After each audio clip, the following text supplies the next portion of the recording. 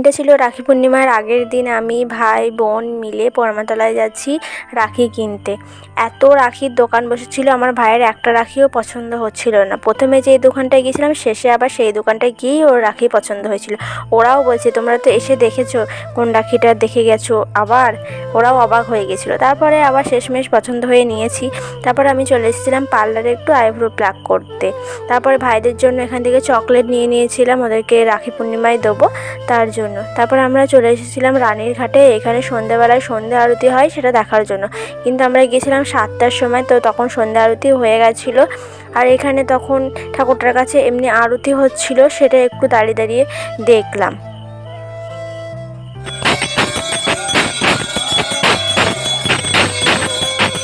আর আরতি দেখার পরে একটু গঙ্গার ঘাটে একটু বসে হাওয়া খেয়ে তারপর বাড়ি চলে গেলাম।